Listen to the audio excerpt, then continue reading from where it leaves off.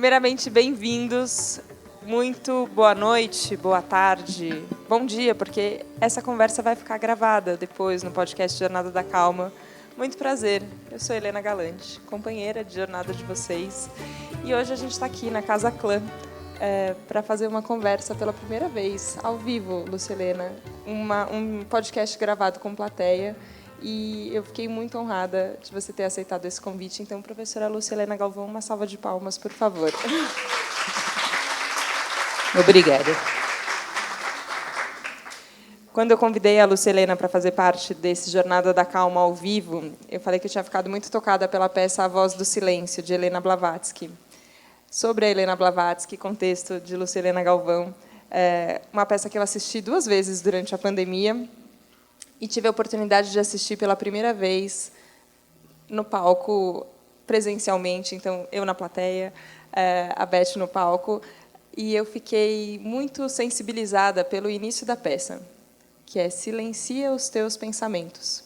E agora a gente estava, antes de gravar, esperando um pouquinho mais de silêncio, se conformou que talvez o silêncio não ia acontecer em São Paulo, a gente ia ter que ir assim mesmo, mas esse silêncio de fora também fica acompanhado com o barulho de dentro, com esse silêncio dos pensamentos. Por que você escolheu essa frase para começar, Lúcia Helena? Bem-vinda. Muito obrigada. Bom, essa é uma frase que pertence a Helena Blavatsky, que eu selecionei durante a peça. Há algumas frases que são dela, né? É lógico que um número ilimitado, grande parte foi escrito por mim. Mas essa frase, ela quase que cria um umbral entre aquilo que você traz da vida cotidiana, a correria, o ruído, e o que a peça exige, que a peça foi feita para ser uma comunicação com a sua voz do silêncio, ou seja, com o seu eu interior, seu eu mais profundo. E, para isso, a gente precisa silenciar, mais do que os ruídos de fora, os ruídos de dentro. A nossa mente que tagarela o tempo todo, as emoções que flutuam para um lado, para o outro, o corpo que está sempre incômodo, sempre pedindo atenção. Precisamos produzir essa harmonia e esse silêncio, tanto externo quanto interno, para que a gente possa entrar no que a peça propõe, um diálogo com a nossa voz do silêncio. Agora, durante o espetáculo, tem alguns signos que vão nos ajudando a entrar nessa atmosfera. Sejam os signos comuns do teatro, então, toda a peça, a gente entra num espetáculo e, assim como acontece aqui com uma plateia, tem um burburinho, tem uma agitação, a luz vai abaixando, depois tocam os 3 sinais. Quando a atriz entra no palco, você entende, ok, agora alguma coisa vai começar. Esses signos nos ajudam. Só que a gente fica buscando esse silêncio também no dia a dia, onde esses signos não acontecem nunca. Como você enxerga essa extrapolação do conteúdo da Helena Blavatsky e também da criação da peça como uma possibilidade de também criar signos no nosso cotidiano que ajudem a gente a achar esse silêncio dos pensamentos? Com certeza, nós podemos criar esses signos, essas marcações de momentos em que a gente convenciona que sejam momentos de silêncio interior. Por exemplo, quando despertamos. Então, quando eu abro os olhos na cama, a própria Helena Blavatsky recomenda isso, que o meu primeiro pensamento seja um pensamento em algo profundo, transcendente. Então, alguns minutos ao acordar, amanhã vai exigir de mim que eu tenha um pouco de profundidade, um pouco de diálogo interno. À noite, também um momento muito propício, que eu dê uma pequena avaliada no meu dia em relação à minha meta, o meu ideal de vida, para ver se hoje caminhei na direção dele ou permaneci inerte, ou dê alguns passos na direção contrária. Enfim, você convenciona que determinados horários do dia sejam signos. Ou seja, a hora de despertar, a hora de adormecer, são 2 momentos muito importantes. Tem aí um signo importante, que é a passagem da consciência onírica para a de vigília, e vice-versa. Então, é como se você estivesse transitando entre 2 mundos. Momento muito importante para que a gente coloque um protocolo de entrada numa dimensão diferente, quer na vigília, quer no sono. Então, nós podemos criar esses eventos. Classicamente, por exemplo, você vai ver um Confúcio falando do momento das refeições, que é um momento muito importante, que as refeições alimentem não apenas o corpo, mas também a alma, ou seja, isso que hoje a gente dá tão pouca importância de sentar juntos e fazer uma refeição, pensando em ter ali algum tipo de congregação das pessoas presentes, que vão trazer um pouco do seu dia, das suas pretensões para o resto do dia. Todos esses são signos que já existiram e que a gente abandonou, que a gente pode voltar a convencionar determinados horários como sagrados.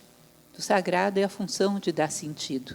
Esses horários passam a ter um sentido maior na nossa vida, além do mero cotidiano, além da mera necessidade natural. É uma necessidade de voltar a ter rituais? A gente foi perdendo essa capacidade de fazer rituais. Eu, às vezes, acho o nosso cotidiano tão pouco sagrado, tudo tão atropelado, que parece que não tem espaço que seja para sentar junto e comer e ser um momento profundo. O protocolo, o ritual ajuda? Com certeza. Isso é uma coisa que já na Grécia se dizia, que nós temos que fugir do banal para o sagrado. Eles diziam que nós devemos roubar momentos de Cronos, que é o tempo comum, para Zeus, que é o tempo de eternidade. Ou seja, que todo momento poderia ser a presença da eternidade no meio do tempo. Um momento onde as coisas param e a gente avalia o porquê. Porquê de estar aqui, onde eu pretendo chegar com tudo isso? Eu estou indo na direção correta? Quem sou eu? O que se espera de mim no esquema da vida? De vez em quando, como se o tempo parasse para que você checasse os elementos fundamentais da vida, para que você se encontrasse dentro da vida. E, como Confúcio, também há outros pensadores que já falaram bastante sobre isso, a necessidade de sacralização. Eu acho tão curioso que o nosso momento histórico está banalizando praticamente tudo que tínhamos como convenção de sagrado. O horário das refeições já não existe mais. As pessoas ou não comem juntas, ou comem todas com o celular do lado. Né? Um dia desses eu vi algo que está bastante em moda, que é contratar cerimonialistas para uma cerimônia de casamento. Tudo bem, não tenho nada contra cerimonialistas, mas, particularmente nesse caso, a pessoa fez de um casamento um stand-up comedy. Contou coisas engraçadinhas o tempo todo. Bom, há momentos para isso, não numa cerimônia de casamento. É um protocolo, é um cânone da vida, é um protocolo muito importante. Isso é um momento sagrado, isso não é adequado aí, mas nós já não sabemos o que é adequado. Uma formatura também, essas convenções que no passado já foram fundamentais, foram sagradas, as pessoas se reuniam em torno delas, e ali era um momento marcante, tinha um rito de passagem para um outro estágio da vida do ser humano. E nós realmente perdemos isso, desacralizamos a vida, tudo se tornou banal. Mas esse momento aqui não é banal, e eu gostaria de agradecer, porque, sabe, quando você tem a sensação que está acontecendo alguma coisa muito importante, você fala, esse momento é muito marcante, e para mim isso é sagrado. Enfim, já te agradeci de novo, vou agradecer muitas vezes, Lucilena, porque eu sou fã também. Eu já te falei isso algumas vezes, mas eu acho que a gente sentar para uma conversa também é um ritual que às vezes a gente se perdeu. O momento em que a gente desliga o celular, deixa ele de fora, e a gente fala, agora a gente vai se olhar nos olhos e se ouvir. E também tem etapas, né? Uma conversa e um diálogo também tem etapas que às vezes a gente ignora e parece que está todo mundo só falando um em cima do outro, né? Com certeza. Um diálogo é um momento onde, em primeiro lugar, você tem que admitir que não é dono de nenhuma verdade. Em segundo lugar, tem que ter um ânimo de aprendiz para poder conhecer um pouco da verdade do outro. Tem muito a ver com a empatia, porque empatia não é simplesmente se colocar no lugar do outro, é colocar-se no marco psicológico do outro, pensando como ele pensa e tentando ver o mundo sob esse novo prisma, que é o prisma do outro. De tal maneira que a gente realiza tese, antítese e síntese. Saem os dois maiores dessa conversa. Ou seja, um verdadeiro diálogo é um contato de essências. Para isso é preciso mergulhar nesse diálogo, é preciso estar ali de maneira autêntica, sendo o mais profundo, o mais legítimo possível naquilo que cada um é. E um diálogo pode ser uma coisa marcante para toda uma vida, dependendo de como a gente consegue levá-lo. Tem conversas que mudam mesmo a vida. A primeira vez que nós conversamos no Jornada da Calma foi em fevereiro de 2020. Para mim foi muito marcante, porque foi antes do início da pandemia. Então, tanta coisa mudou de lá para cá, que a memória se fixou naquele momento. E você me falou ali sobre a filosofia, como filósofa, como professora da Nova Acrópole também, que as pessoas, muitas vezes, hoje em dia, buscavam a filosofia como um caminho de se sentir melhor. Eu quero me sentir bem. E você trouxe uma inversão, ou uma complementação, talvez seja o mais correto de dizer, que a gente tinha esquecido o sentido de fazer o bem, que a gente queria sentir-se bem, mas fazer o bem era também um motivo para a gente estar aqui, pelo que a gente faz as coisas. Quando você fala desse ritual matinal, por exemplo, de um pensamento profundo que você pode ter e falar, ok, como é que eu me coloco nesse lugar transcendental? Para você, esse lugar transcendental é esse lugar de fazer o bem, ou ele pode ser muitas outras coisas também? Com certeza. Um dos elementos que a gente pode colocar como marca desse lugar transcendental é uma frase filosófica que eu gosto muito, que nós temos que ser fatores de soma para a vida. Nós viemos ao mundo para sermos fator de soma, quer para o outro, quer para si próprio, quer para a natureza. De tal maneira que, quando saímos daqui, tenhamos a certeza que deixamos o mundo um pouquinho melhor porque existimos, que nós crescemos nesse processo e que as pessoas que estiveram conosco também tenham crescido um pouquinho porque estiveram conosco. Ser fator de soma é fundamental, não viver em vão, dar o nosso recado ao mundo, isso é um elemento tremendamente importante. E, lógico, que aí entra fortemente a ideia do bem. Platão coloca a ideia do bem como se fosse a luz do sol, aquela que ilumina todas as melhores possibilidades do ser humano. É a partir do bem que nascem todas as outras virtudes. Então, a ideia do bem é o, digamos assim, o objetivo, o ideal mais elevado que o ser humano pode seguir. Quando você fala sobre fazer a sua contribuição, né, somar a sua parte, Helena Blavatsky, na sua vida, foi uma soma muito grande? O que ela representa e como foi esse primeiro contato? E de lá para cá, desde esse primeiro contato até hoje, como uma profunda conhecedora da história e da obra dela, como ela soma? O que ela te entrega? Helena Blavatsky era uma mulher tremendamente corajosa. Ela tinha contato com monges tibetanos da tradição Gelugpa, que pediram a ela que simplesmente fizesse um estudo comparativo das tradições do passado para oferecer ao Ocidente. O Ocidente se tornava tremendamente cientificista e materialista. Que ela queria, esses mestres dela queriam, que a humanidade não perdesse o contato com a grandeza do seu próprio passado, com tudo aquilo que já havia sido atesourado de sabedoria, que a gente não perdesse isso para ter que começar do zero. Então, você imagina o que é uma mulher no século XIX, sozinha, viajando pelo mundo, e ela realmente cruzou o mundo.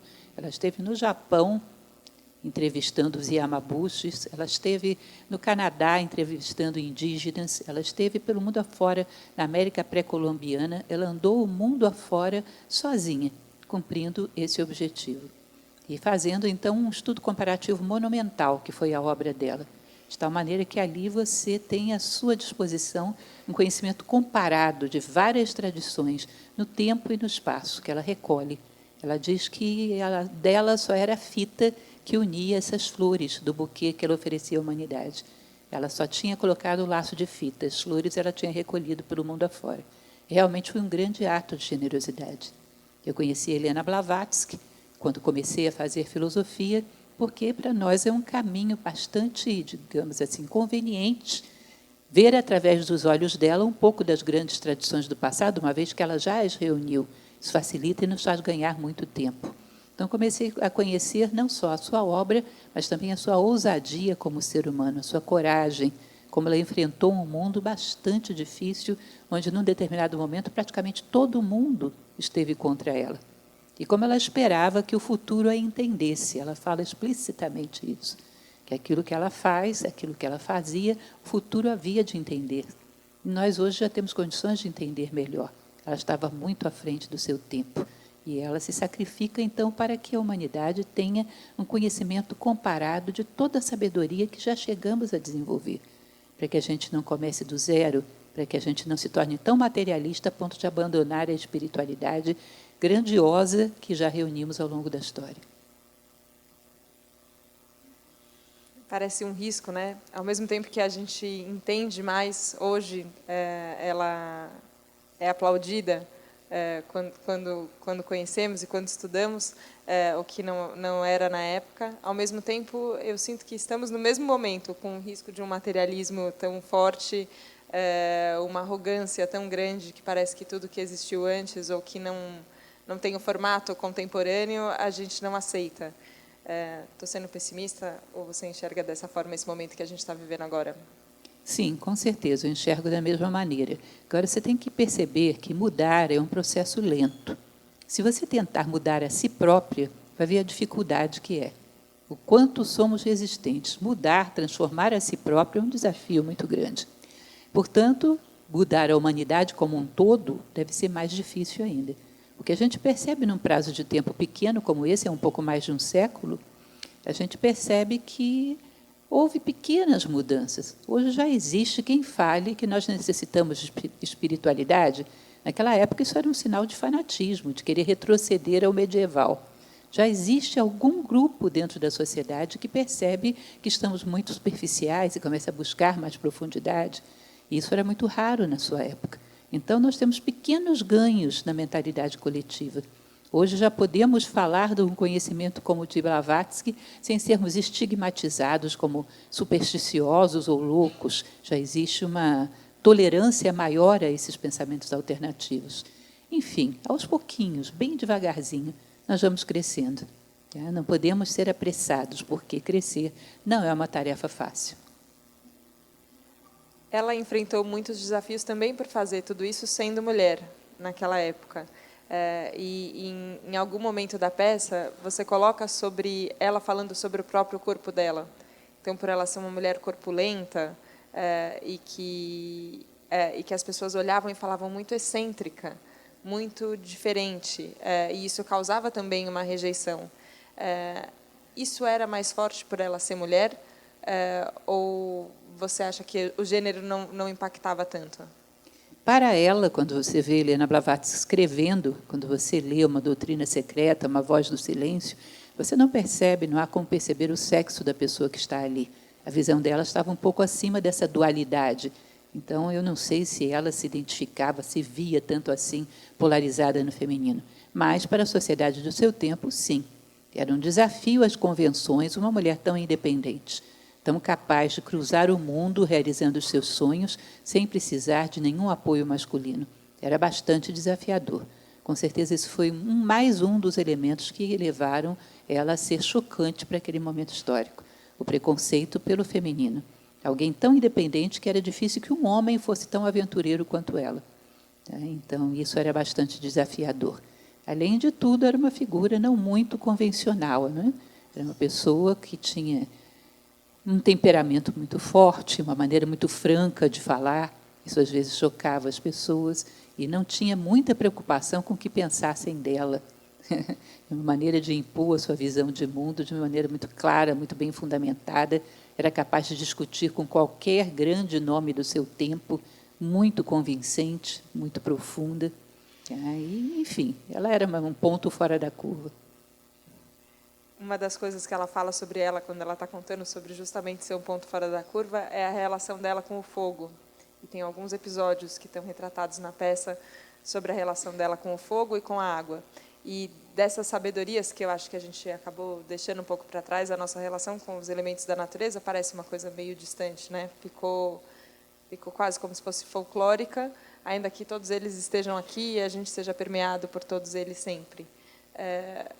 Por que você escolheu colocar essa passagem na peça e qual é o sentido que você enxerga que a gente pode retomar buscando esse contato com os elementos naturais?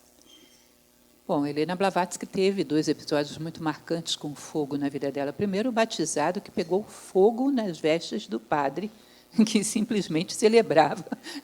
Uma vela caiu e tocou fogo na batina do padre.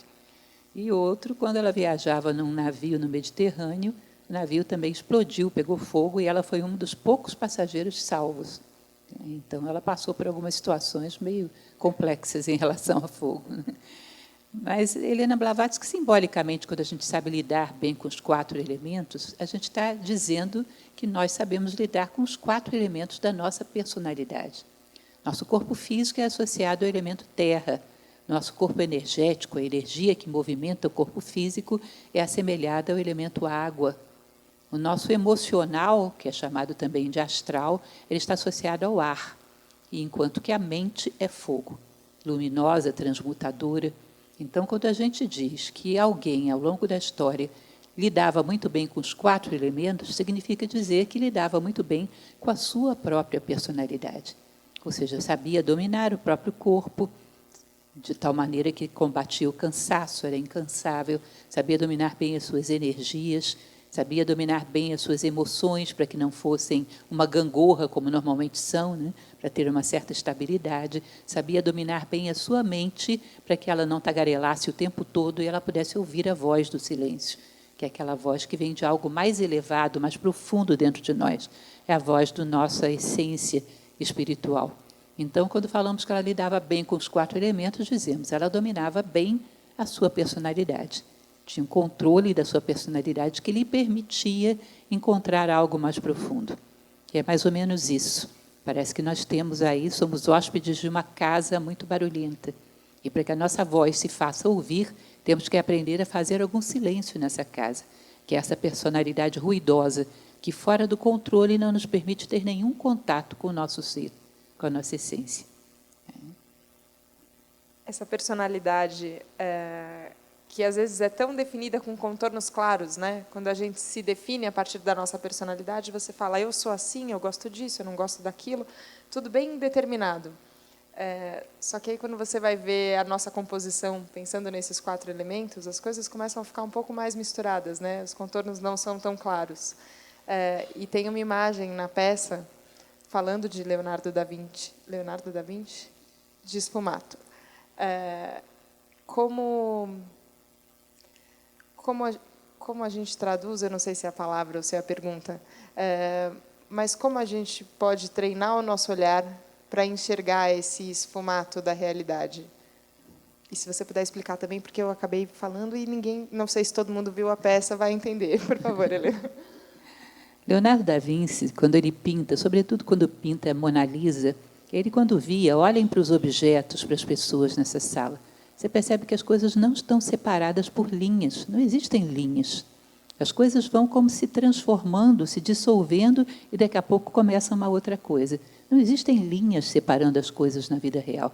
Essas linhas são imaginárias da nossa cabeça. As coisas vão se esfumando, como ele diz mesmo no esfumato, vão se dissolvendo e daqui a pouco vira uma outra coisa. Ele tinha a intenção de fazer a Mona Lisa exatamente assim, como se ela surgisse do fundo, totalmente autêntica, sem nenhuma linha, sem nenhum contorno que a limitasse.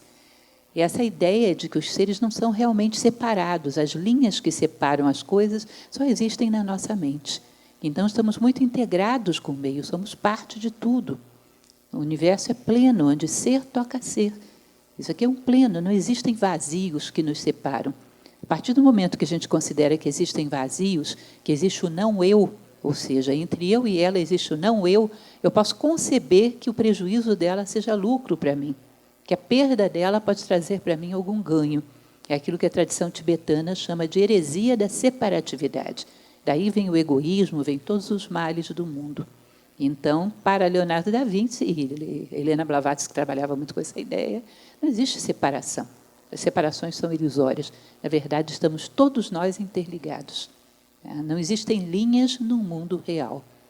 E isso ela falava muito por esse desejo dela de fazer com que as pessoas percebessem o mundo assim, como células de uma unidade, onde nós compomos, harmonizamos as células e a unidade volta a brilhar.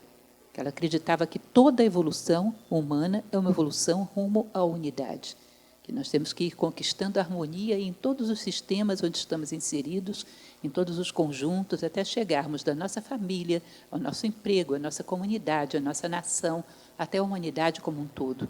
Harmonizar-se com todos, sentir todos como a nossa própria família. Quando a humanidade fosse como uma unidade harmoniosa, como uma grande família, teríamos chegado à sabedoria. Essa é a ideia. A gente escolheu o nome clã para essa casa, pensando numa casa que fosse coletiva. Então, numa casa em que a gente pudesse exercitar a união, onde a gente pudesse exercitar a escuta. E, no fim, ouvindo todas as pessoas que passaram esses dias por aqui e te ouvindo agora, eu fico com a sensação que não é tão difícil tirar essas linhas imaginárias, porque elas são imaginárias. Então, essa separação, como ela não existe, é só a gente perceber que ela não existe. Só que a gente tem que se dar um tempo para conseguir olhar e falar, olha, meu interesse e o interesse dela não é diferente. E entre nós não tem um espaço do não-eu. Tem nós, tem o clã, tem o agente. Só que parece uma suspensão do tempo e do espaço e do jogo social como ele existe.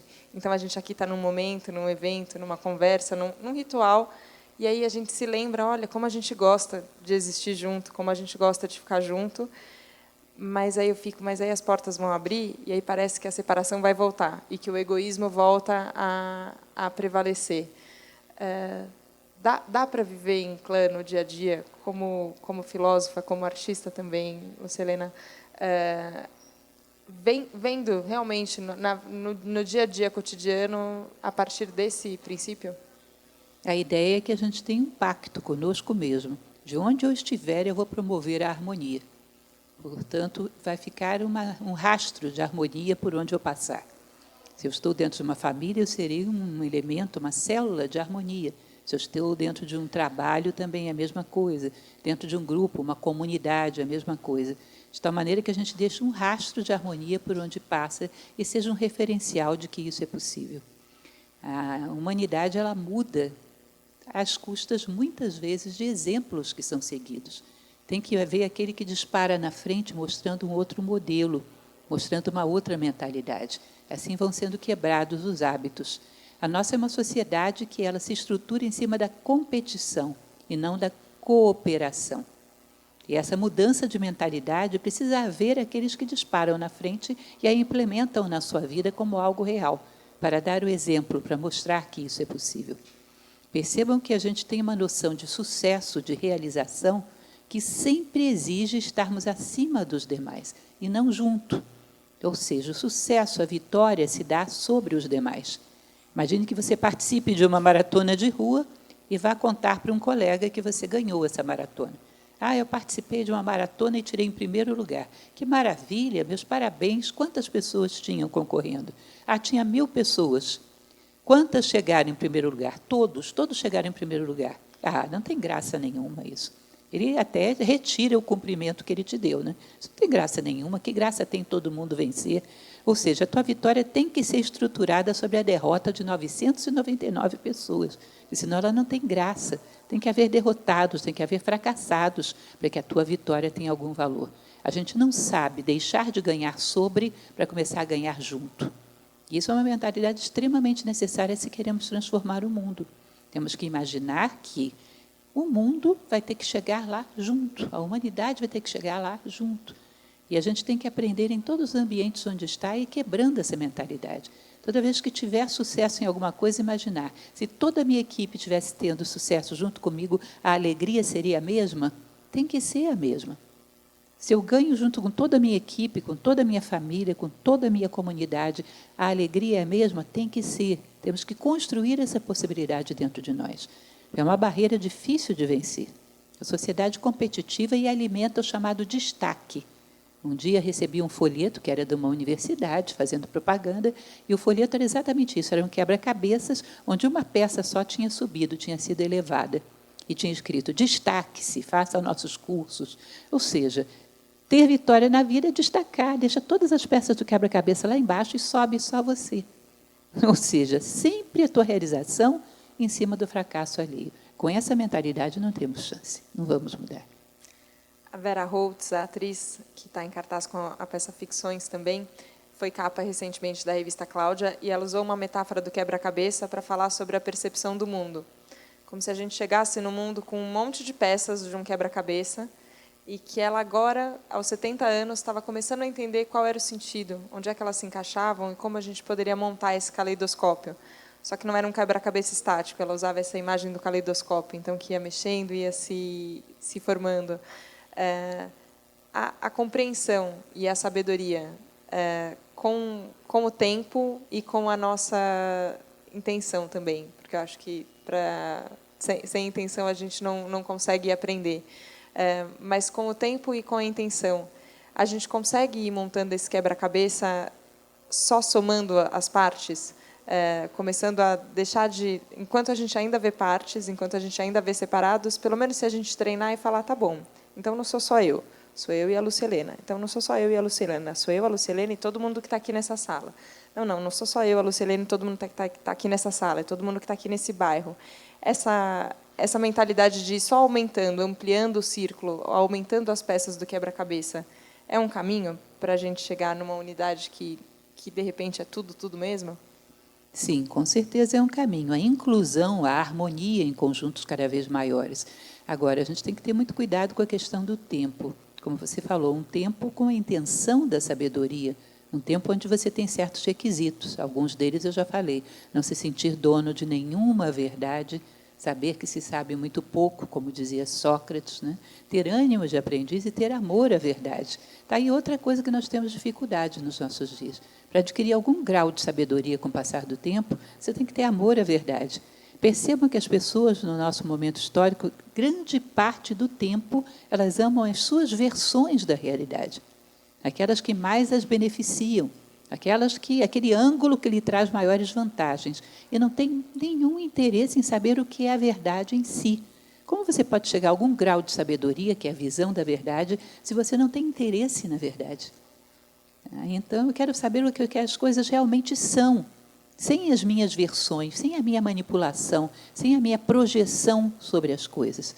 Tá? É um pouco daquela música do Roberto Carlos, Narciso acha feio o que não é espelho. Então, as coisas todas têm que espelhar o meu interesse, têm que espelhar o meu ponto de vista, ou seja, eu distorço a realidade toda.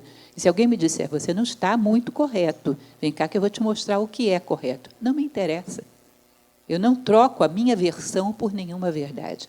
Lógico que a sabedoria, que tem a ver com o domínio da verdade, só vai alcançar quando você tem essa humildade de saber que você não é dono de verdade nenhuma e querer realmente se aproximar dela. Então, são pré-requisitos que fazem com que o tempo gere verdadeiro deslocamento. Porque senão a gente vive um tempo só de relógio e não um tempo real. O tempo real é medido por avanços em direção à sabedoria. Então, pode ser que uma pessoa passe a vida inteira estacionada no mesmo ponto do tempo real, se não há nenhum avanço em direção à sabedoria, nenhum passo de evolução humana verdadeiro. Então, um tempo verdadeiro realmente pode conduzir a isso. Nesse aprendizado, né,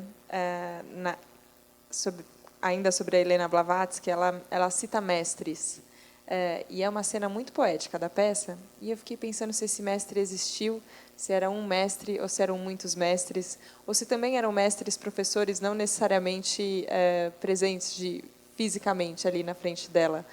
Quem, entre todas as pessoas e as sabedorias que ela consolidou, quem são os mestres fundamentais de Helena Blavatsky, para a gente poder se inspirar neles também? Helena Blavatsky tinha contato, ela desde pequena sonhava com um mestre que ela chegou a encontrar aos 20 anos em Londres, na companhia do seu pai, ela chegou a encontrá-lo. Ela viu um homem com o qual ela sonhava desde pequena. Ficou muito impressionada com aquilo e teve contato com ele. Era um mestre tibetano, fazia parte da tradição budista, Gelupa, e ele tinha vindo inspirando ela desde pequena. E aí ela estabelece com esses mestres tibetanos um contato, que às vezes se faz com ela visitando o Tibete, ela fica ali por 3 anos no Tibete, às vezes se faz através de cartas, e às vezes se faz também através de poderes paranormais que ela tinha. Que ela é muito característico na história de Helena Blavatsky, que ela tem poderes paranormais desde a infância. A família já estranhava, ela já manifestava alguns poderes. Então, ela tinha algum tipo de telepatia, segundo parece, segundo ela demonstrava, que também se comunicava com esses mestres dessa forma. Agora, ela tinha muito cuidado porque as pessoas não achassem que o mais especial dela eram esses poderes, porque o que ela queria era transmitir a sabedoria, que esses poderes para ela eram tremendamente secundários. Mas hoje, como a gente dá muita importância a efeitos materiais, né, às vezes, quando fala de Helena Blavatsky, a primeira coisa que lembra são os fenômenos. E isso não era o mais importante.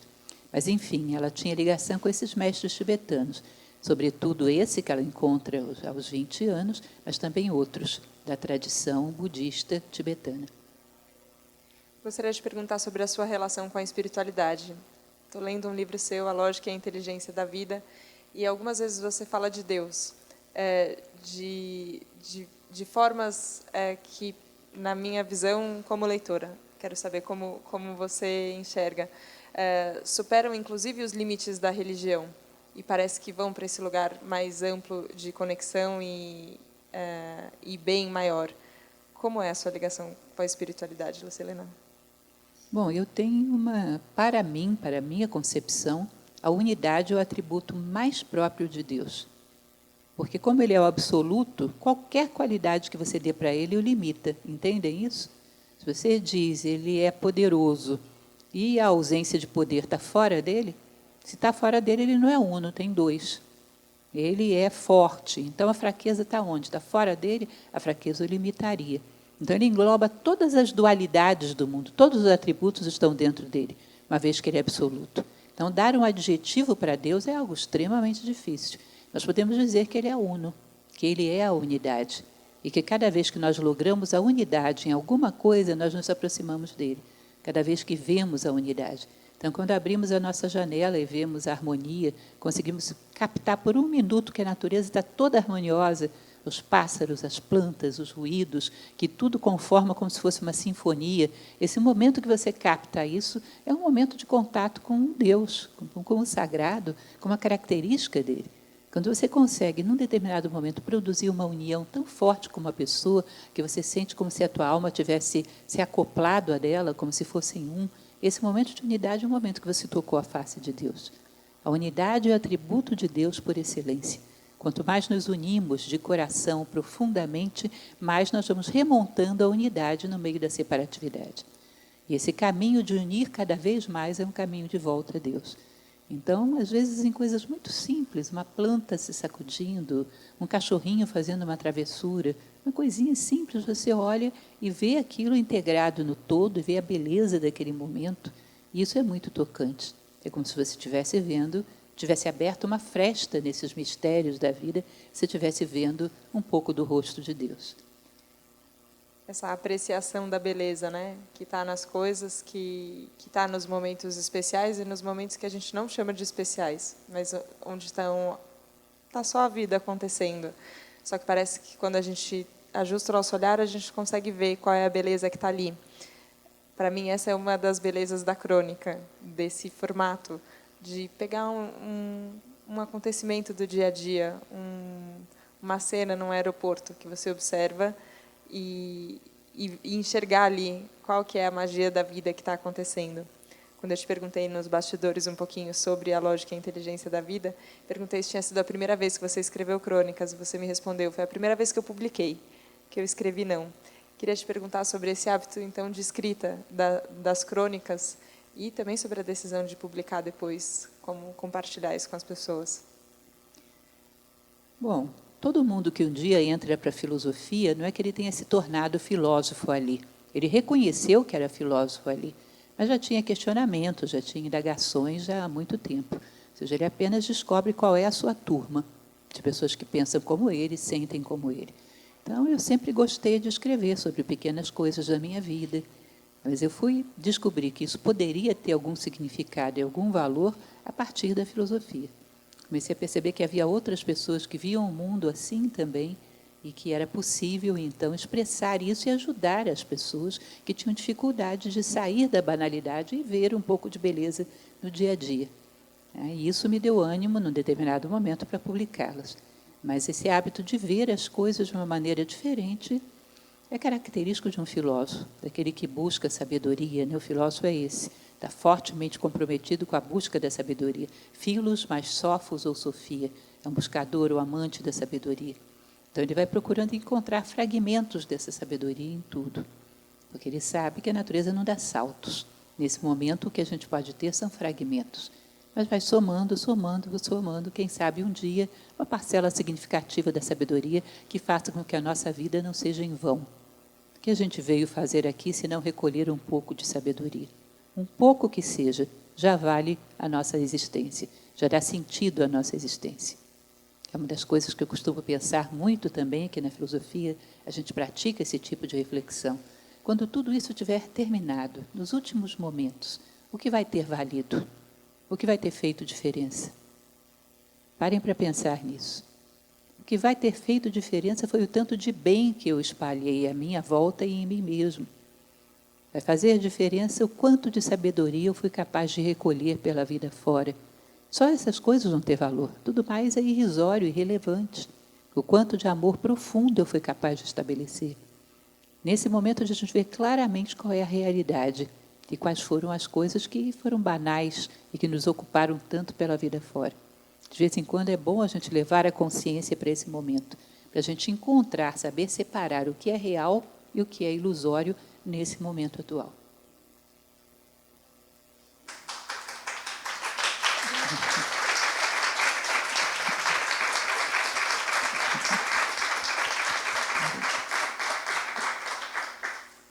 Eu fiquei pensando que o filósofo e o artista, eles se encontram nesse caminho. E você também, poeta, e também se aproximou das artes de outras formas, inclusive com a música, Lucilena. Como a sabedoria, o bem e o belo estão caminhando juntos. E como é ser artista também. Na verdade, eu não me considero bem artista, né? Foram algumas coisas casuais que foram acontecendo, se é que existe casualidade, né? Em determinado momento, me procuraram e propuseram fazer roteiro de teatro. Eu nunca tinha pensado nisso. Mas como era sobre Helena Blavatsky, que eu conheço bem, conheço bastante a obra, conheço bastante ela, achei interessante fazer uma homenagem a ela. E assim eu comecei a escrever roteiro para teatro. Poesia também foi um hábito que eu fui adquirindo a partir do momento que entrei na filosofia. Enfim, foram elementos que foram desenvolvidos quase que como uma coisa pessoal, sem intenção de levar muito para público. Eu sou uma filósofa, uma buscadora da sabedoria. Expressar isso com um pouco de beleza, de vez em quando, é muito bom. Reforça a nossa visão de mundo, né? Mas não posso dizer que eu seja propriamente uma artista. Falta bastante para isso. Modesta, com certeza. Também.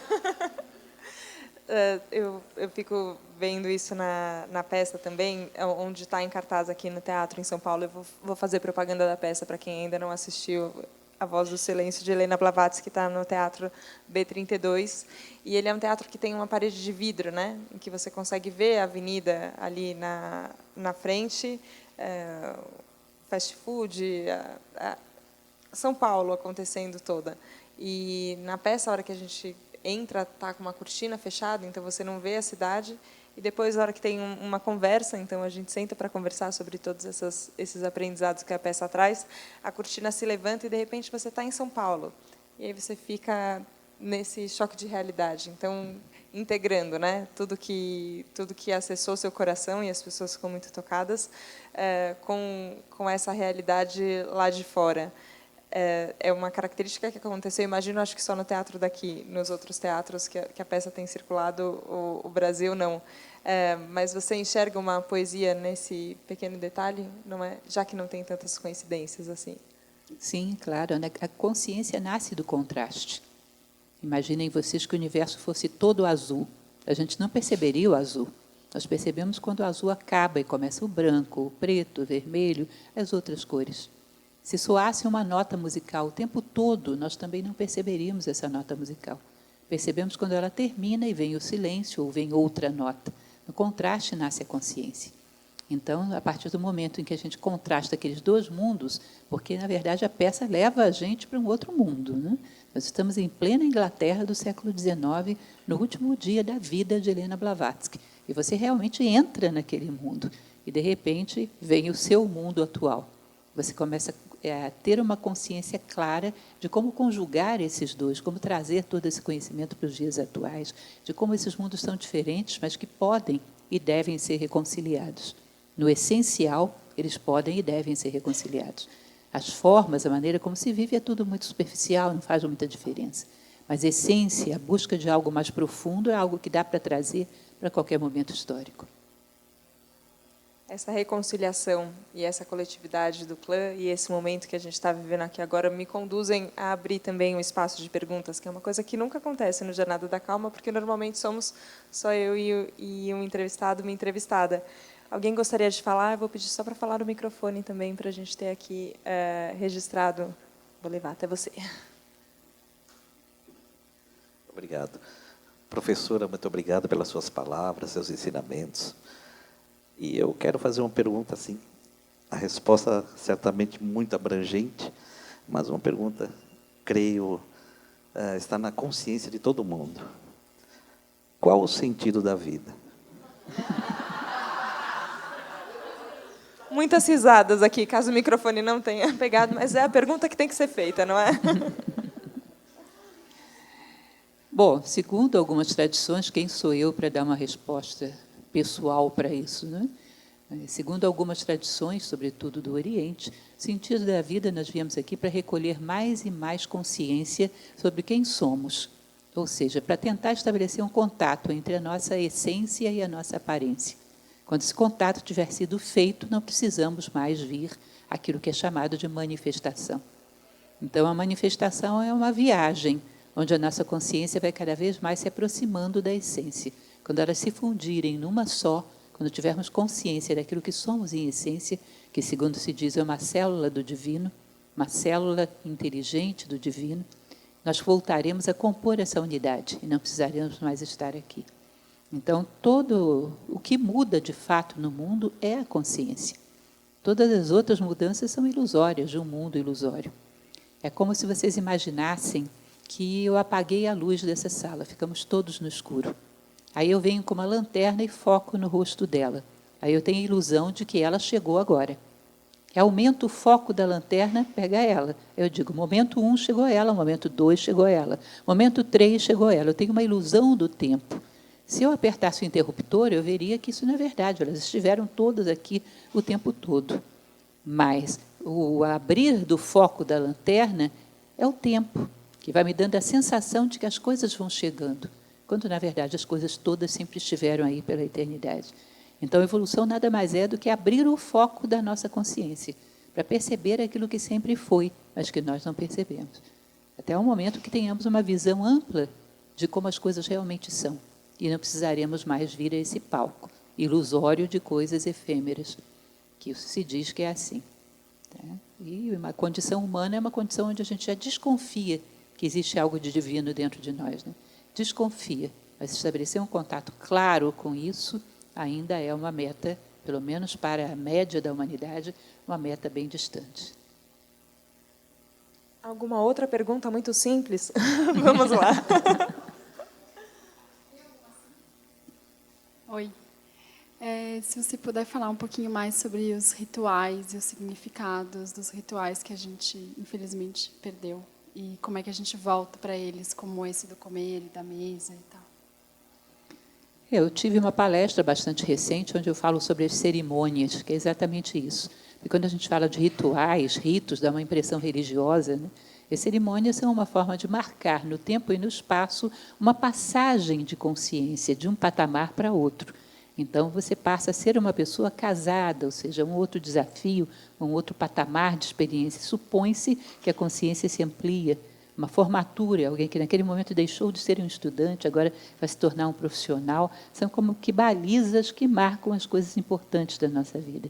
E quando a gente tem essa forma de celebrar as coisas importantes da vida, a gente traz toda a nossa consciência para lá.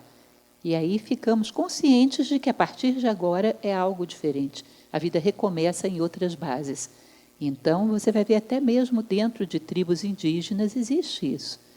Os rituais de iniciação do índiozinho, quando sai da infância, quando entra na idade adulta, quando se casa, não é? Existem esses ritos de passagem. Todas as civilizações ao longo da história tiveram isso de uma maneira ou de outra. Quando nós não temos nenhum balizamento, nenhum rito, a vida toda se confunde, nós temos comportamentos infantilizados lá na frente, como se ainda estivéssemos lá atrás. Não sabemos muito bem onde estamos, a que altura da vida estamos, o que se espera de mim agora, como se eu não cumprisse bem os degraus que balizam a vida. Tá? Então, ficamos muito soltos e confusos. E esse é mais ou menos o nosso momento histórico. Eu não sei dizer se eu sou um adolescente, porque as minhas emoções são de adolescente. Não sei dizer se eu sou um adulto, porque a minha mente é de adulto. Eu não sei dizer se eu sou uma criança, porque às vezes o meu corpo é rebelde como o de uma criança. Eu não sei me classificar muito bem. Eu estou em vários momentos e em nenhum. Eu não consigo saber em que degrau eu estou para que eu possa prosseguir e almejar o próximo degrau.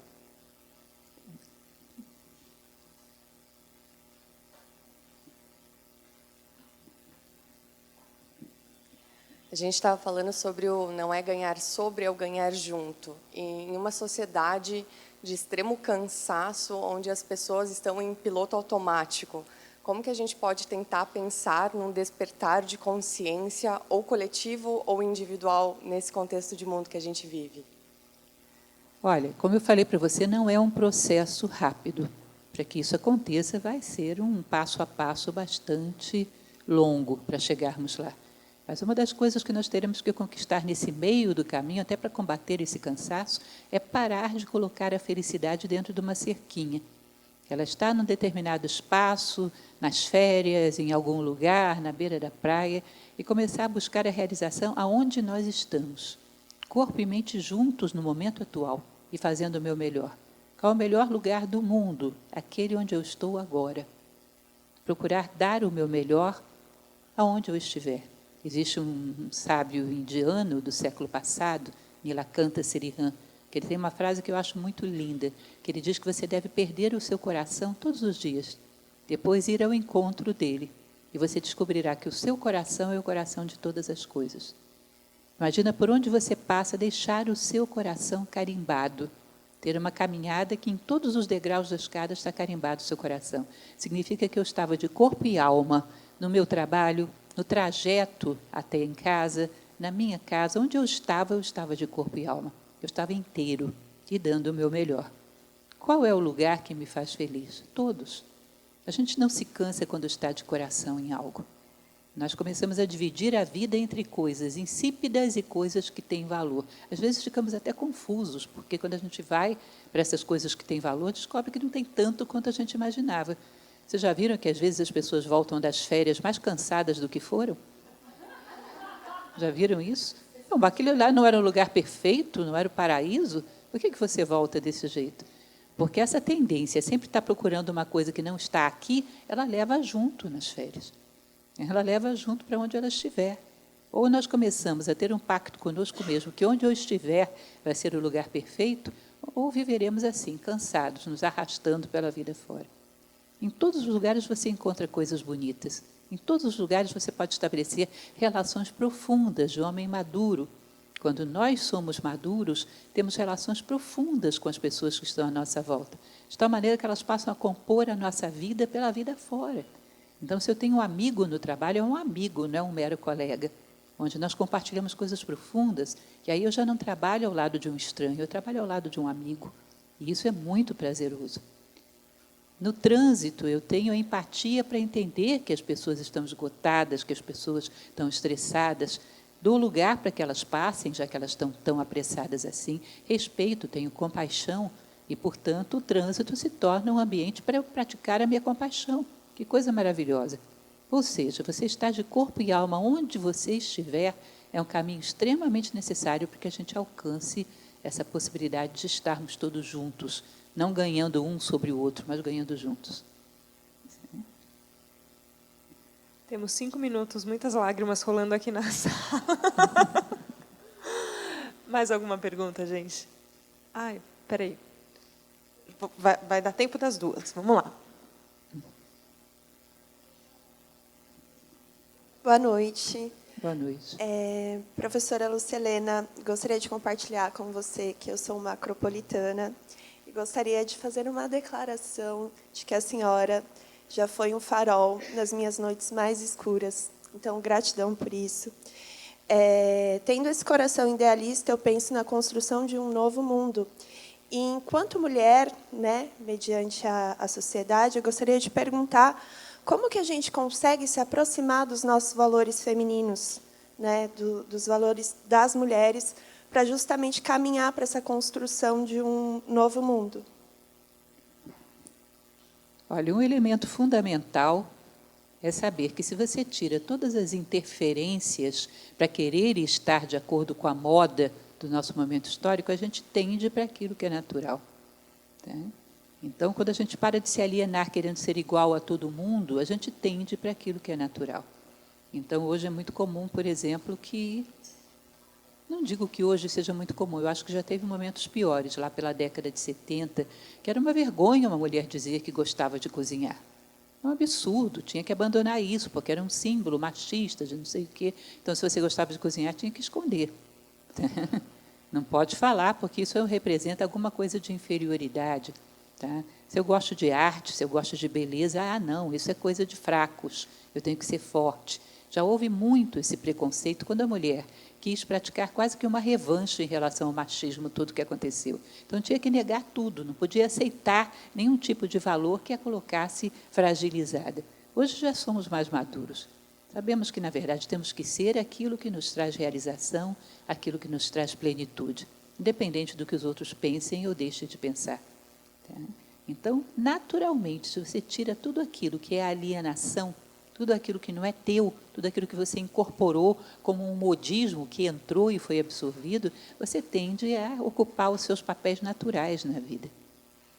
Tem uma frase de Helena Blavatsky que eu acho muito bonita, que ela diz que uma gota d'água lembra o oceano e um único ser humano lembra a existência de Deus. Da mesma maneira que uma gota d'água prova a existência do oceano, um único ser humano prova a existência de Deus.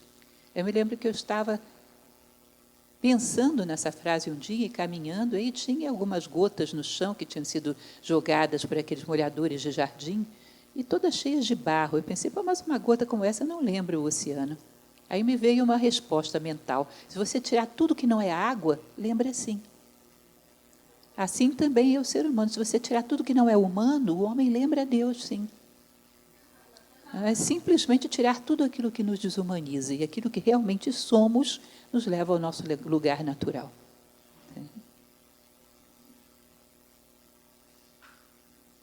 A gente falou bastante sobre a voz do silêncio, né? E aí, hoje em dia, pelo menos para mim, acredito que para muita gente também, seja quase impossível a gente silenciar a nossa mente. A gente tenta e aí, em seguida, já volta.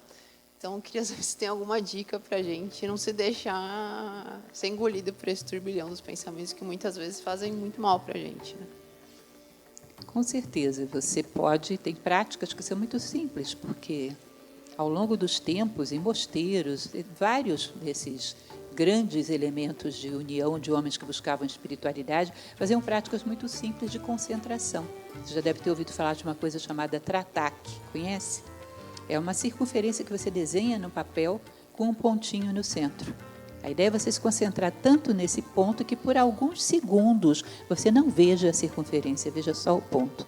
Primeiro ela começa a falhar, mas depois de algum tempo você consegue. Por segundos você não vê nada, só vê o ponto.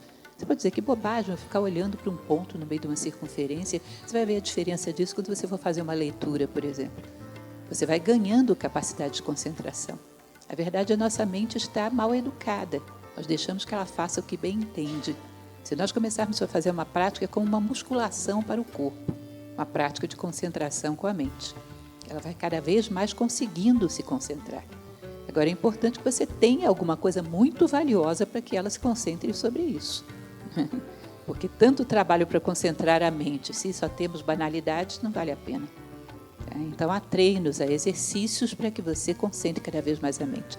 Não tem uma circunferência com um ponto na minha frente, qualquer pontinho que você veja numa parede. Você está esperando uma consulta médica, está esperando a sua vez no banco, um pontinho numa parede, tenta não enxergar nada, só aquele ponto. É uma prática de tratar, que você pode fazer em qualquer lugar. E realmente funciona. É uma, existem muitas. Realmente funciona, te ajuda a maior concentração. Mas aí você tem que ter alguma coisa de qualidade que justifique essa concentração. Acho que foi o que aconteceu agora. Aconteceu uma concentração e parece que a casa está mais silenciosa, São Paulo está mais silenciosa, a minha mente certamente está mais silenciosa e o coração muito aquecido. Professora Lucilena, queria agradecer mais uma vez a sua presença aqui na Casa Clã, no Jornada da Calma. É uma delícia te ouvir. E poder se concentrar em você é se concentrar certamente em muita sabedoria. Então, eu agradeço. Muito obrigada. Eu que agradeço. Muito obrigada.